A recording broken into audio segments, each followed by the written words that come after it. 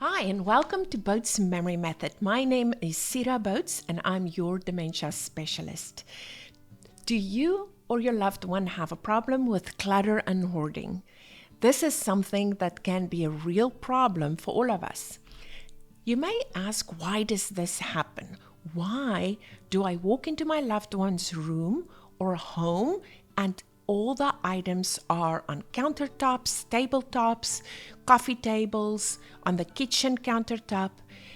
The reason for this is that your person is trying to remember what they're doing, or they're trying to remember where an item is. They do not want to put it in a cabinet because they know they're going to forget where they placed it. The back end of having this problem is that the areas become so cluttered that your person is then unable to find what they're looking for because they don't have the visual perception to pick what they need in the moment. So now this becomes a very overwhelming situation that will actually increase stress, where initially it was intended to decrease stress because they're trying to find items in their environment. How can we navigate this? So there are a few tips and tricks that I want to share with you. One of those are labeling cabinets in the kitchen clearly. Move items to the area where your person can easily reach it. Place your items in spots that make sense for the task that's going to be performed. For example, cooking utensils should be close to the stovetop if your loved one is still cooking safely. Cleaning supplies should be where that person is going to need it. So the soap right by the faucet. Maybe have a list on the refrigerator on what to find inside. It's also very important to simplify at this point. So if your loved one is willing, help them to go through their cabinets and eliminate items that's no longer used, so that when they open the cabinet, they're only seeing what they need.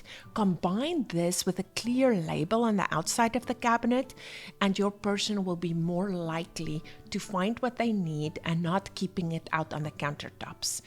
Another good idea I've seen someone use is actually take a picture when the cabinet is open of what the content is, and then print that picture in color and paste it on the door outside.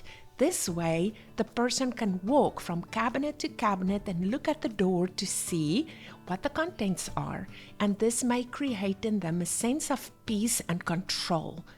And this will help them to also be able to find what they need when they need it. Another tip or trick is to use colors. So if you need to keep some items on a countertop, something that comes to mind is maybe medications.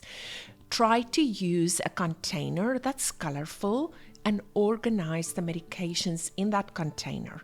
This way, when your loved one moves to either the kitchen table or the countertop where they're getting ready to take their medicine, they can immediately spot the colorful container that contains the medicine. The same goes for the bathroom. Use color to help contrast the items that's going to be most frequently used. For example, a green cup on the countertop that holds the toothpaste and toothbrush will allow your loved one to immediately spot what they need. If they love to use a traditional bar of soap, maybe you invest in a colorful soap dish where the soap is easily spotted for use. So, the baseline or the takeaway training is this. Clutter is caused by your loved one trying to have control over the environment by seeing everything they need in one spot. However, in order for our loved one to be independent and truly in control of their environment, we need to simplify. We can use colors. We can use labels to help them find what they need. I hope you found these tips and tricks helpful, and I hope you follow us for more.